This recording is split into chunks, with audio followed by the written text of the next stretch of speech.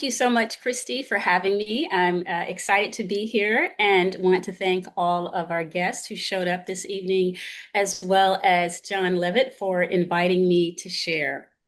As Christy said, our topic tonight is about family. And for some of us, that can be a sensitive issue.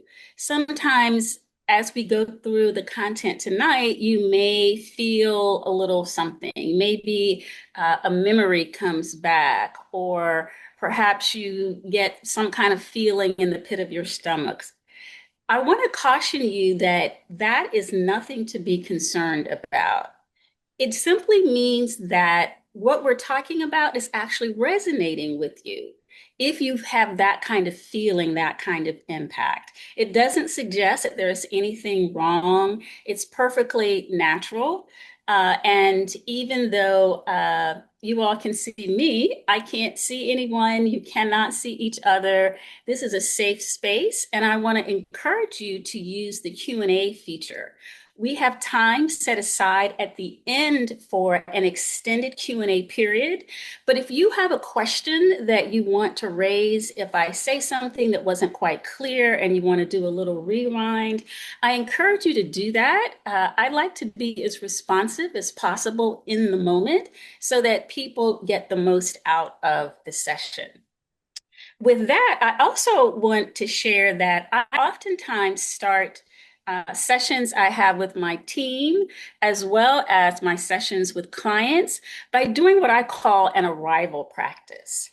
And what that simply means is taking a few moments just to settle into the call.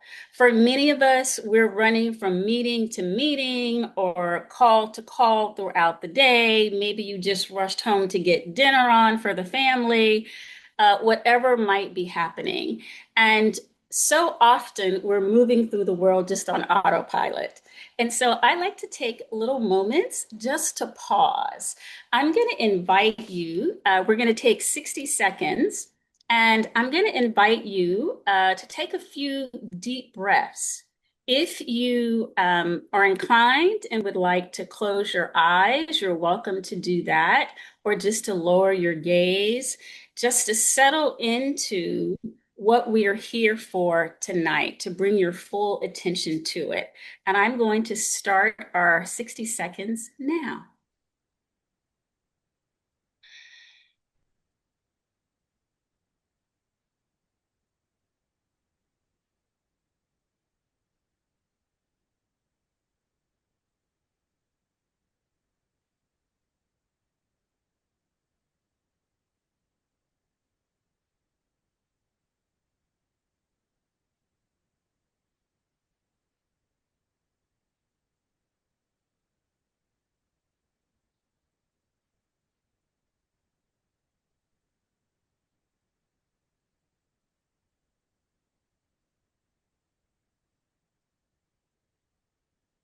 And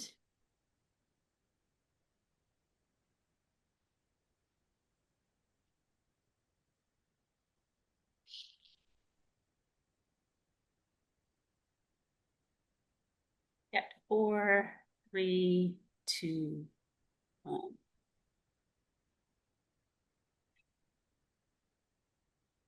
Okay, so thank you very much for taking that 60 seconds. It's something you might want to try this throughout the day. Take a few moments to pause and reflect. Another question that may be on your mind is, why is this session tonight for women only? I understand that that was a curiosity for one of our guests tonight. There are several reasons it's for women only. My work is with families, families in general. But what I find is, quite candidly, women still bear most of the responsibility for being the emotional glue, if you will, that holds our families together.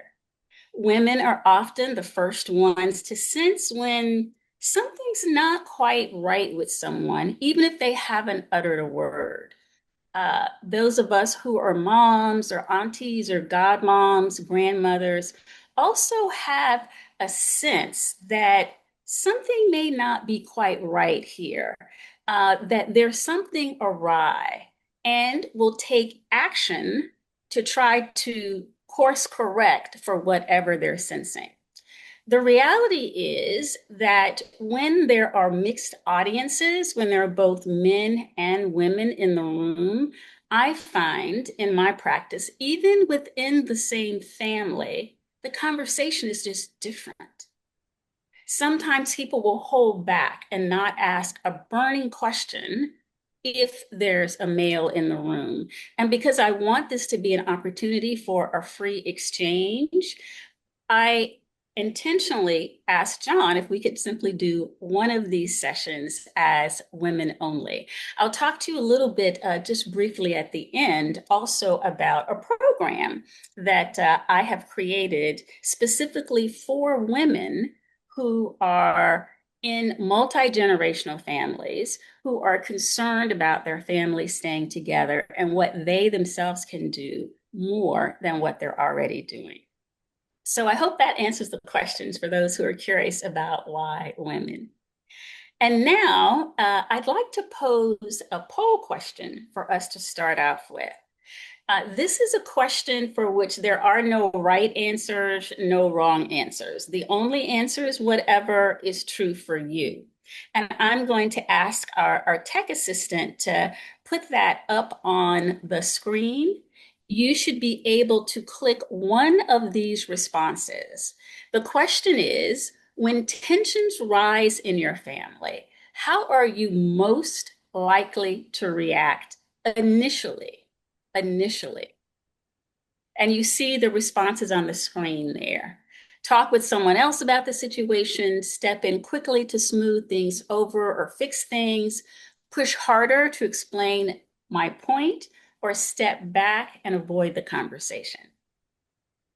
So just think about what are you most likely to react to initially. For many of us, we may do one or more of these depending on the circumstance, or we may go through a whole series of actions for a particular situation. But the question here is, what are you most likely to do initially? We'll give that a couple more seconds. And when it looks like most people have voted, then our tech assistant can close the poll and show the results.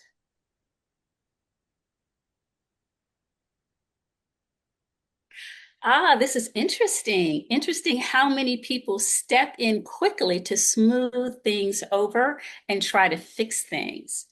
This is fascinating. This is also what happens in our families. People react differently under different circumstances. But you'll notice if you could, I don't know if it's too late to put that back up on the screen, but of the choices that were given, you notice that one choice that was not there, thank you, one choice that is not there is to say, I always hold it together, I'm fully composed, and can think clearly about what to do next. Why is that not there? Because that's rarely the case for most of us. Oftentimes, when there's something going on with the family, people tend to chalk it up to a communication challenge. But think about it. All the communication training you may have experienced, you're not actually able to access that when you need it the most. These types of patterns that you see on the screen are what most of us will instinctively go to, not thinking about what is the best next logical step to take. We act instinctively, automatically. So thank you to our tech assistant. We can take that call down. I want to again make this as relevant as possible. I understand that some of the women on the call today are grandparents, and some of the women on the call are also parents who have children that are actively engaged in competitive sports, professional tennis to be exact. So I want to invite you to think about a scenario that we'll use and relate to, refer back to throughout the presentation tonight. The scenario is this. We have a 13-year-old whose name is Sally. Sally is a gifted, naturally talented athlete, and Sally also plays professional tennis. Sally's only 13. She has two older brothers, one who's 16, one who's 17. So they're both still at home in high school. And Sally is fortunate that her maternal grandparents also live about 15 minutes away. Sally has a very close family, but competitive tennis, professional tennis, is very demanding. She has a very rigorous schedule. And because of that schedule, Sally doesn't attend a public school or even a private school. Sally's mom has quit her job and stays at home to homeschool Sally and make sure that she's available to take Sally back and forth to practice uh, twice a day when she needs to. Let's also picture a Sunday afternoon. Everyone has been to church, have had a great time at church, and the family, all five of them, the three siblings, Sally, her two brothers, her parents, and both of her maternal grandparents go out to brunch after church. They're having a nice conversation. Sally's dad says, "You know, that Lawrence, I am just so infuriated with him." And he goes on complaining about Lawrence. Who is Lawrence? Lawrence happens to be Sally's tennis coach. Sally's dad is not happy with the way that Lawrence is training Sally, and he starts complaining about it.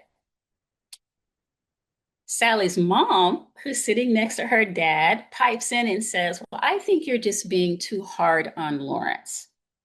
Sally's grandmother, who's sitting across the table from her daughter and Sally's dad, says, "Well, I think you're just too hard on Sally," talking to Sally's dad. And Sally's dad doesn't take well to that comment.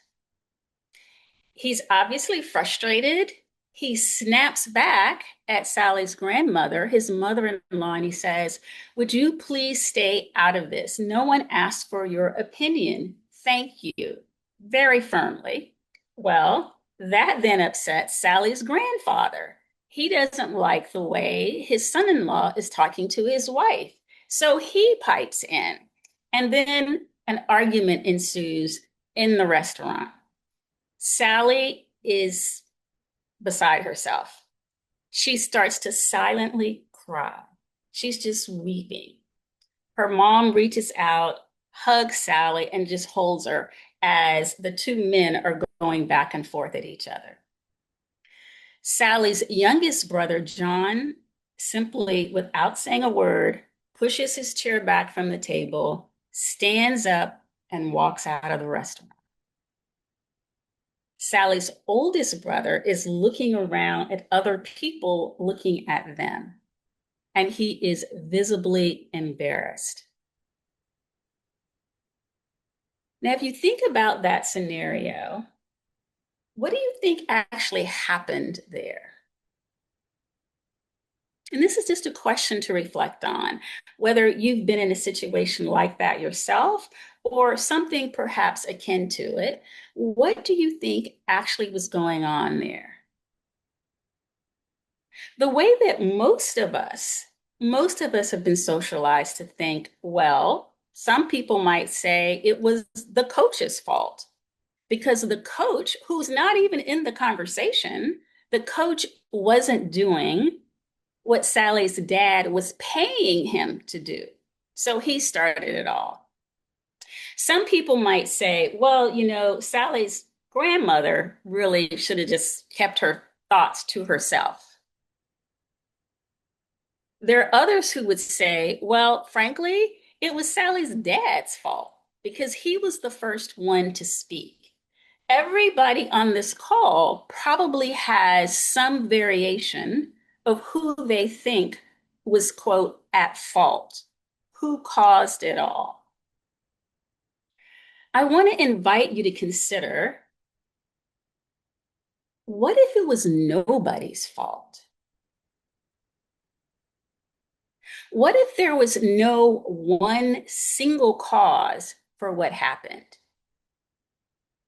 Everyone was simply doing what they always do, playing the roles they always play, the roles that they have learned over time as ways to engage whenever there's some sort of tension that surfaces in the family. The scenario I outlined is not that, frankly, unusual. It happens in families day in and day out, all the time. And I would venture to say that while some people might think that the real challenge in this scenario was that tennis, professional tennis for kids, is just a really, really, really competitive, tough sport that brings out all kinds of tensions in families. And it would be true that competitive tennis is a tough sport, but the tennis did not cause what happened. It simply is a place where it came to light, where the family's ways of engaging with difficult situations showed itself. Tennis revealed what happened. Tennis didn't cause what happened. In our society, we've been socialized to focus on individuals. We are constantly looking for a cause, for somebody to blame, for someone that we can point to, that if we just change or fix this one thing, that will somehow make everything else better. And that's just not what is happening in relationships. While we tend to look at relationships as one on one in isolation, there's a reason for the saying that no man, and I would add woman or child, is an island unto themselves. Everything that is happening within a specific context. And that context is our family relationship systems. Now, one of the other tensions that happens in families is that there is this constant tug, this constant pull between asserting ourselves as individuals and wanting to belong and be a part of the group. It's a constant back and forth, back and forth. These are between family members. I want to just share a graphic here that I think will illustrate this point for you.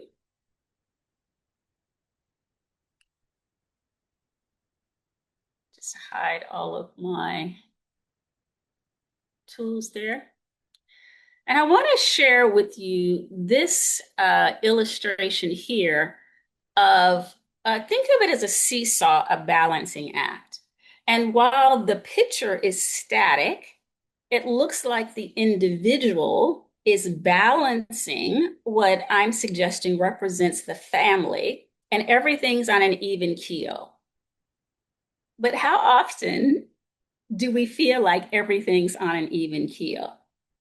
There is this constant ebb and flow, constant ebb and flow.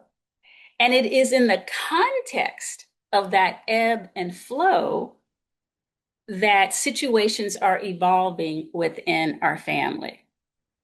What is happening is because of those interactions, no one person was the cause of the scene in the restaurant. Everyone was reacting to someone else or to something that was happening. So it's difficult to trace it to any one person. And I want to encourage you to think about your families as a system of interactions of people going back and forth. Sometimes the interactions are lighthearted and fun and everything's great, and sometimes not so much. But it again is all happening within a context. And what's fascinating is our family systems are kind of like the water we swim in. I want to share a little video that I actually made with the help of AI. Here in this scene, I want to set it up for you.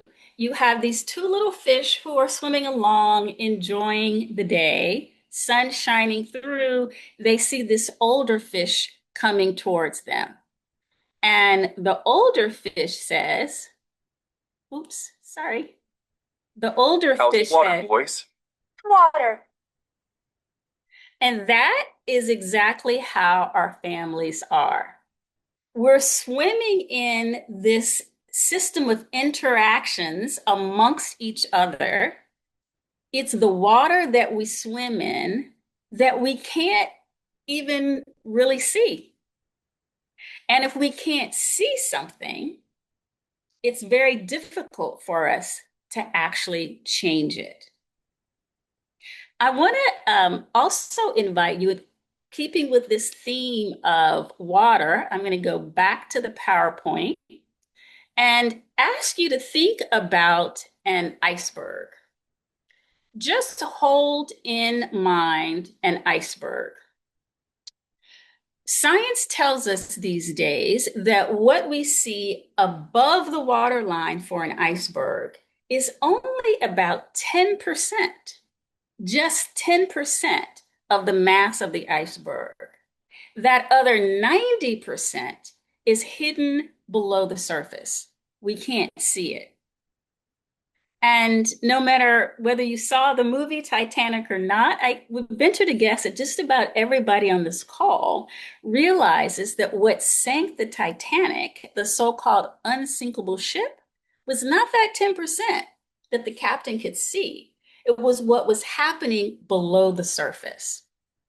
And I like to use this example because I think about conversations, scenes like what happened in that restaurant with Sally's family.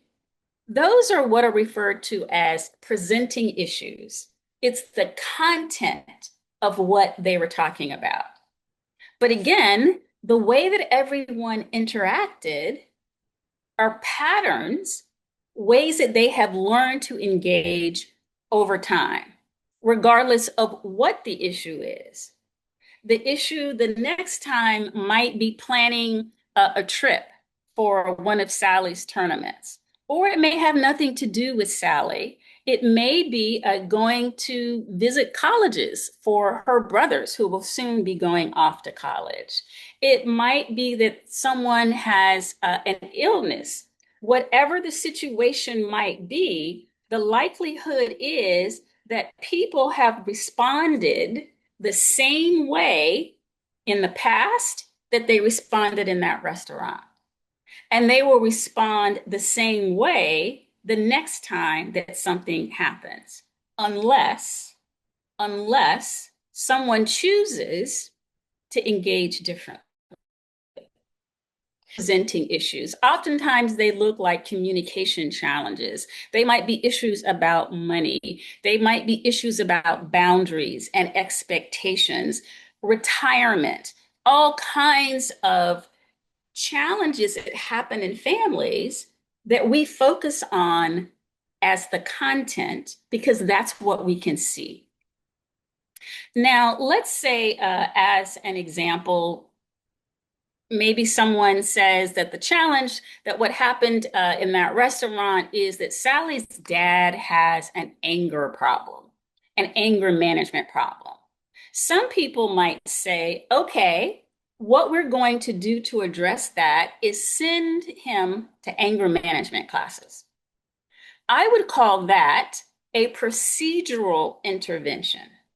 It's a construct, something that someone has made up and an effort to try to address the presenting issue. But it's just below the surface of the water. It doesn't go quite deep enough. There might be a situation where people say, okay, Sally's family needs to learn how to communicate better. One of the things that they should do is start having regular family meetings. That may be something that's been suggested to your family. Oftentimes, multi-generational families will begin to do that. Again, it's a procedural intervention. It's a construct that may prove to be helpful to some degree, but there's still quite a bit of the iceberg left to go. It's not getting at the real heart of the matter. At this deepest level are the patterns of interactions, the context, the family system's context in which life is unfolding for Sally and her family. And unfortunately, most of us haven't been trained to go to this deeper level, to look at what's really happening below the surface. What are the ways, the patterns of interacting, the ways that people have learned to respond to tension? That is, in essence, what a family system is. It's merely the patterns of interacting, as opposed to our tendency to want to focus on individuals. I say to people all the time who want to try to talk about, quote, problem children or a problem adult, even within a family. No child was born into a family a problem. Whatever behaviors people are seeing are behaviors that individuals have learned as a way to cope with whatever the tensions, whatever the upsets and the discomfort is within their family context. Again, it's not any one individual, that one individual whose behavior you may not appreciate is simply a place where the tensions within the family have surfaced. They are not the cause of what is happening. They are not to blame. And if you think about systems, everything's all connected. There is no place where one starts and the other stops. So thinking about your family as a system, a patterns of interaction is one way to kind of take some of the emotional charge out of what's happening. It's also important to know that in families, the patterns, the ways that people have learned to react and engage with tension are long-standing. Didn't just happen because Sally started tennis. In many cases, these patterns, these ways of interacting with each other, actually are patterns that carry from generation to generation to generation. If we look back at the family that Sally's dad grew up in, I would venture to say you'll probably find that people in his family handle frustrations the same way. He learned to express his frustrations by what he saw adults doing around them, around him, rather, which is why it's so important to think about how we as adults can lead ourselves differently, both for ourselves, but also for our children. In the world that Christy and John operate in, everything's about, I shouldn't say everything, I will say most things. For most of us, most things are about the money, about the finances, about how do we maximize, leverage a family's financial resources? How do we protect those resources so that you minimize taxes? You take advantage of and leverage legal mechanisms to protect your wealth. You do planning so that that wealth is passed on from generation to generation. But the thing that we often overlook is this systems piece of what's happening within the family and the people who are the owners and beneficiaries of those assets. So I want to encourage you to think more intentionally about that for purposes of this session. What is happening at that level within your families? Now, one of the things that people tend to do is focus a lot on the next generation. That is another topic that is very prominent in our world, and why I suspect many of you may have been interested in this conversation. But I remind people that you can't have a next generation until you focus on the generation that is currently here. And we are setting the examples. Our young people are watching how we deal with conflict. This is why it becomes so important to think about what is it that I might be able to do differently. In the poll that I showed initially, those are patterns that tend to repeat. We aren't going to go deep in those tonight because that is part of session 2 that we're going to address on April 2nd. This question of what do we do about these patterns? Patterns are very helpful because they help us to see the system. And the system, again, is like the water that the fish are swimming in. It's hard for us to see it unless we know what to look for.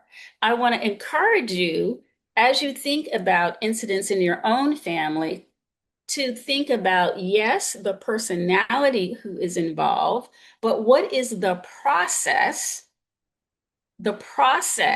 of engagement between the personalities who are involved. Yes, you want to focus on the problem if there's a financial situation, if there's a communication challenge, if there's a legal problem. Obviously, we want to focus on that challenge.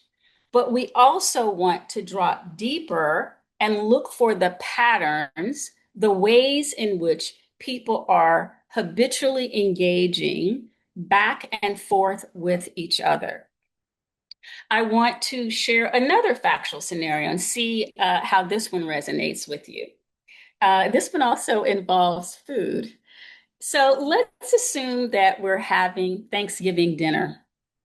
And Catherine, who is the matriarch of the family, is very excited about planning Thanksgiving dinner. She's been looking forward to this, planning the menu, decorating for weeks. She has 2 children. One is a young woman whose name is Shirley, and her son's name is Michael. Shirley is married and has 2 younger children. Michael is single, but dates, let's say. The appointed day comes, it's Thanksgiving, everybody's all excited. Catherine's puttering around the kitchen. Her daughter Shirley arrives with her husband and 2 kids. 20 minutes past the appointed time goes by, no Michael. 40 minutes past the appointed time goes by, no Michael. Finally, an hour after he's supposed to be there, Michael shows up with a new girlfriend that no one has ever heard of or heard about, let alone having met. They sit down for dinner. A topic of conversation that Catherine has been very nervous about, it relates to estate planning. Her husband died the prior year, and she wants to talk with her kids about estate planning, but has been a little nervous about doing that. She wants to use this opportunity of everyone coming together at Thanksgiving dinner. She brings the subject up, and Shirley pipes in right away. Oh, I've been thinking about this too. I know exactly what you need to do. And she starts down her list of things that she thinks her mom and the family should do. Michael erupts and says, Why does she think she's always the one who's supposed to be in charge? He stands up and stomps out of the room. His girlfriend, this young woman, is sitting there. She doesn't really know anybody. She's not quite sure what to do. Again, a scenario that is fairly common in a lot of families. You think about that situation.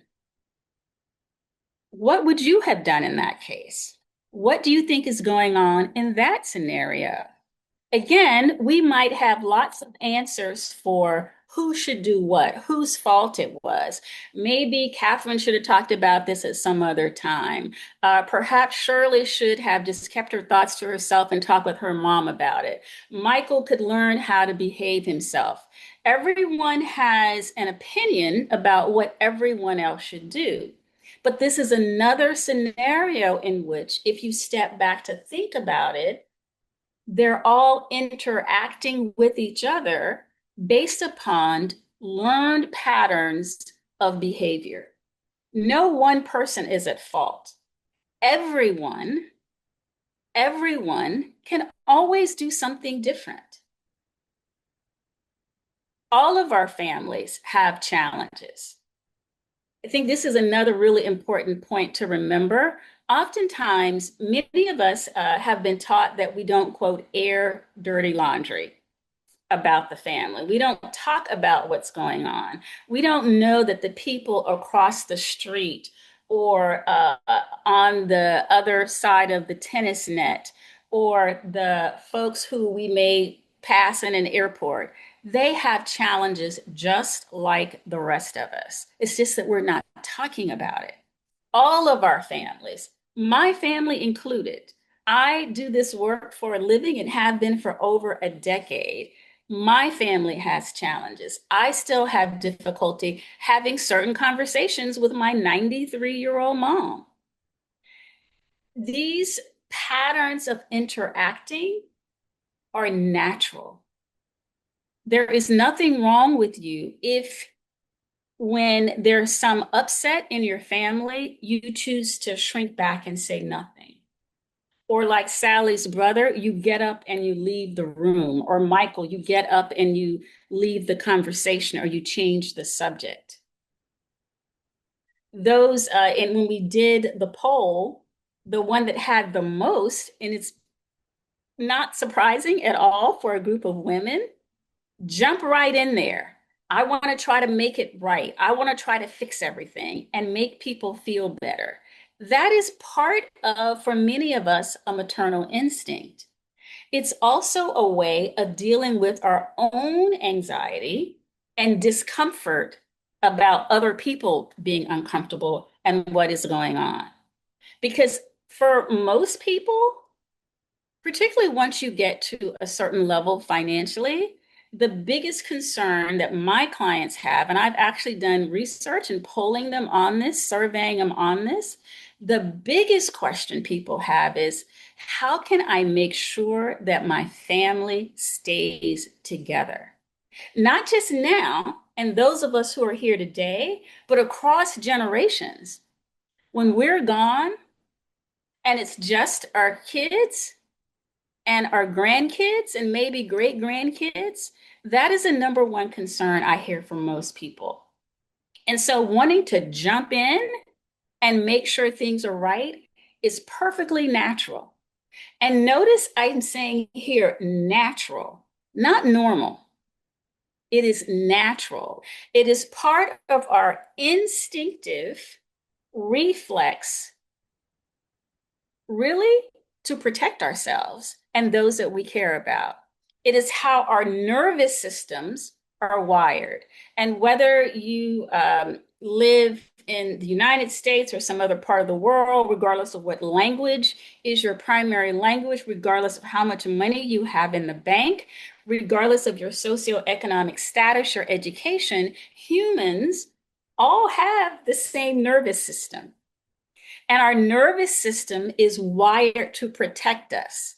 The challenge is our brains cannot tell the difference between an actual threat and a perceived threat. These days, most of us don't have to worry about any kind of physical threat, but it's the threat in our relationships. Is my mom going to be upset with me if I don't win this tennis tournament? Am I going to let my children down if I haven't made enough money to leave a large enough estate for them? These kinds of conversations and kinds of worries that we have are what our nervous systems are constantly responding to. Perfectly natural, automatic, instinctive. It's what's called the primitive part of our brain that kicks in naturally. We want that part of our brain to be on the alert for things like touching a hot stove or a speeding car coming at us or someone throwing something at us so that we can protect ourselves.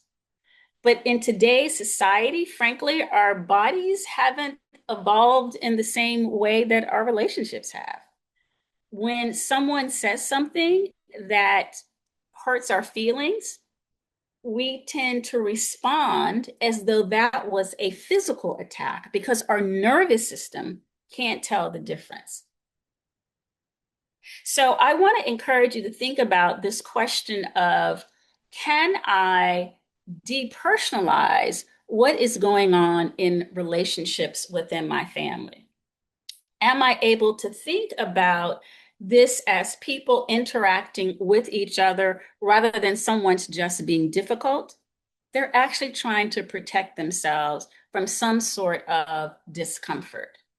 Rather than someone not caring and not showing up, they're trying to protect themselves from some kind of discomfort in relationships. So I hope that makes sense to you as a way to think about your family a little bit differently. Rather than focusing again on problems only, we want to think about what is the process of interaction. How are people approaching each other and the problem?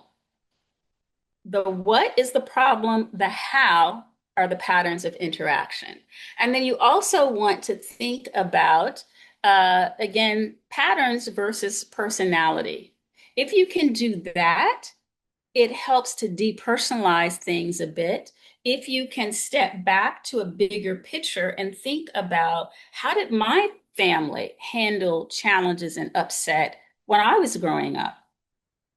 How is that perhaps showing up in the way that you're dealing with challenges within your family today? And we'll look at some of the patterns. There are four that tend to arise. We're going to look at those four patterns on our session for April 2nd. And then the third session on May 27th, we're going to look at a particular 5-part framework that I've developed as a way to help you think about, okay, I can see this system now. I recognize these patterns and how I am engaging. And I am willing to try to do something a little bit different. Where do I start? What is that? The place to start is always, always with yourself and simply observing what is going on. I want to encourage you between now and the next call to just try to be more attentive when someone says something to you that doesn't quite sit right with you. What is your instinctive response? Can you just notice it? Don't judge it because, again, this is natural for all of us. The first step is just to notice what is happening. And I also want to share that if this type of thinking about leadership as thinking about a way for you to see your family differently and then engage a little bit differently, as I mentioned earlier, I've created a program specifically for women. That program is called Lead from Within, Change What Becomes Possible. And this is a snapshot of the page where you can find it on my website. My website is simply developfamilyleaders.com. And you'll see in the upper right here is a tab for women. You click on that, and it will take you to the page that has answers to all of your questions. And if you have additional questions, you can simply click on the little button here that says schedule a confidential conversation, and I'll be happy to answer any questions that you have. This is a program that happens over a period of 9 weeks, specifically for women who are grappling with these issues of how do I myself deal with tension and upset differently within my family and model that for everyone else. Because when one person, just one person within the system chooses to engage differently, it changes all of the relationships. If I'm locked in a dispute with my mom and we're going at each other, if I simply choose to engage differently, I'm not going to have that argument. It, by definition, changes the interaction, the relationship between my mother and I. This program is designed for just 8 women. It's small, it's intimate. Confidentiality is of utmost importance. We're going to work on specific relationship challenges, specific conversations over a period of time to give you an opportunity to integrate it into your family. So if you're interested in that, um, I would encourage you to go to that page and check it out. And we are now coming up near the end of our time. I'm going to ask we're going to turn it back over to Christy for Q&A, but I'm curious if people will just put in the Q&A on a scale of 1 to 10, are you able to better see your family as a system? Are you able to better see your family as a system? 1 is no, I didn't follow that at all, didn't get anything out of that, Thomasina. And 10 is, yeah, that kind of makes sense. I can see that now. And then I'm going to invite you to put in the Q&A what questions you have about anything that I shared about a specific circumstance or anything else that's on your mind tonight. Thank you, Thomasina. I'm allowing them to write what they want, but this has Okay, been so eye-opening. so we got one person who said that she got something out of it. I'm not sure what the scale is, 1 to 10, but it's helpful to know that that resonated a bit. When I talked with John about this, we were trying to figure out it's such a different way to think about your family from the way that most of us have been trained that we didn't want to try to do too much all at one time and then totally lose people. So that's why we're stretching it out over 3 different sessions. And hopefully you'll come back for session 2 on April 22nd so we can talk about those 4 specific patterns that won't surprise you, relate to the options that you had in that poll in the beginning, different ways that those patterns showed up. And I'm going to carry over the 2 factual examples that I use of the family, the tennis family in the restaurant, and then the matriarch who's trying to have a conversation over dinner to talk about what pattern was showing up. How was each person participating in that? And what might they have done differently to interrupt the pattern? So thank you to the person who popped in their number. I appreciate that. I'm curious what questions are on your minds.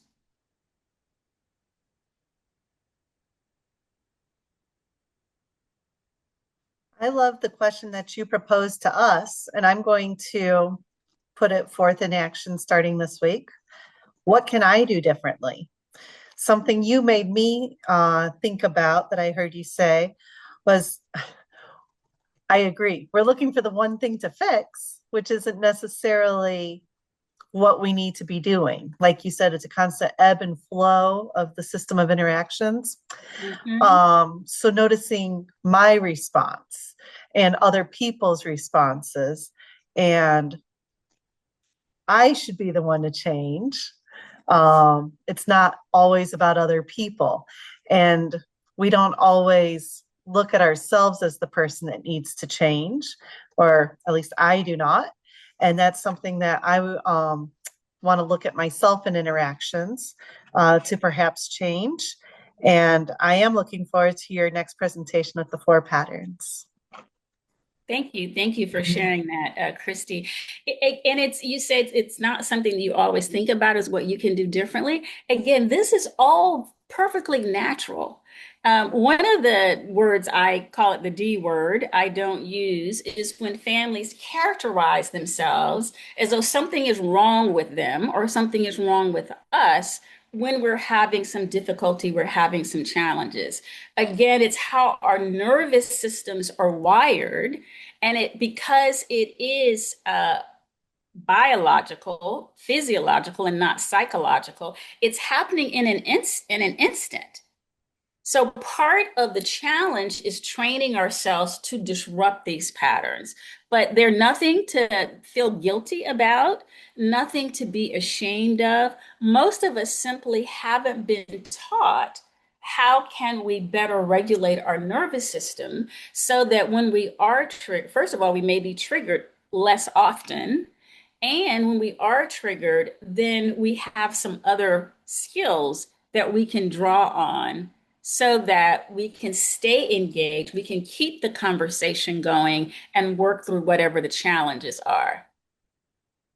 Yes, Yes. to just notice that is awareness is always the first step because we can't change something that we're not aware of, that we can't see, which makes this interaction so difficult. We've been trained to focus on what we can see. And we absolutely need to focus on what we can see. We just want to remember something deeper is always happening. It's another question to reflect on. If I see my kids in an argument, or if I snap at my spouse about something, yes, I'm under some sort of stress. I'm frustrated because they're not getting out of the house fast enough, and I'm on a clock. Whatever it is, does in fact have merit. I want to be clear about that. But the thing to always stop and ask ourselves about is what else might be going on with me? Or if I see something in my kids, in my grandchildren, my children, my spouse, what else might be going on with them that is perhaps not so obvious on the surface? And something that I'll talk about next time is a way to basically map your interactions. You observe them and map. It helps you to see things a little bit better. And the goal is here to depersonalize things. If we don't take it so personally, then we can think a little bit more clearly about what we want to do differently and how we can manage ourselves better. When we can manage ourselves better, it helps everyone in the family because of that constant interaction. We are a system, not simply a random group of individuals. And the more that we care about the people who are involved, the more sensitive we are to what they may think about us or what they may be going through. Sometimes we actually read things into a situation that actually aren't there because we haven't figured out how to have the conversation. We're so nervous about it ourselves. A comment in the chat. Thank you that the presentation was meaningful and that you can see that overreaction in your family and would love to know how to avoid these situations. That is exactly what we want to talk about in sessions 2 and 3. These are designed to build on each other. There'll be a little bit of a preview, but we do want to keep going and building on it. One of the things that people sometimes feel like, oh, well, this is just how my family is. There's nothing that can be done. So I'm so encouraged that the person who made that comment says, I want to know what I can do to avoid these situations. There are things that we can do. The challenge is most of us just haven't been taught how to do it. I didn't discover this work until a decade ago. I wish I had known this when I was running my law firm and had my brother working for me and having him taking liberties doing things that he would never do when he worked for somebody else. Those kinds of things because of our patterns of interaction. I would have handled the situation much differently today than I did back then just because I know more. And none of us are at fault. I think that most people are good at heart and we're doing the best that we can with what we know. And one of the things I'm thankful to you, Christy, and John for is figuring out ways to share this information with your clients and with the communities that you're involved in, because there's no reason why we shouldn't all know about this, and the sooner the better. I agree. Yeah, thank you so much. It's been very insightful. And April 22nd at 6:30, I'm eager to learn more. Okay, fantastic. And I want to show people again, just so you can have a visual of it, of those dates. Again, it is April 22nd. And for that second one, we're going to talk about the subject of patterns, what the four patterns are that tend to show up consistently, show up consistently in our families. And then on the 27th of May, we'll have the third session. And that is the one where we'll talk about this five-part framework. Session two, April 22nd, patterns. Session three, May 27th, we'll be looking at a framework that you can take away with you to help you navigate these challenges. And in the meantime, if you have any questions, concerns, please feel free to reach out to me directly. My email address there is thwilliams at developfamilyleaders.com. Thwilliams at developfamilyleaders.com. And with that, I'm going to encourage you between now and our next session simply to make note. No judgment, just to observe yourself primarily. Always start with yourself. And it's helpful if you also can just think about, what might I do differently in that situation? And I'll just leave you with this summary slide.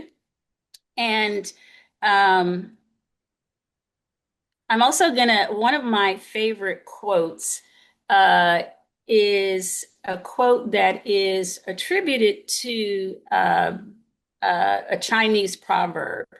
And it essentially says that the best time to plant a tree was 20 years ago. The second best time is right now, right now. To change how you begin to see things, think about your family system as the context, the patterns of interaction.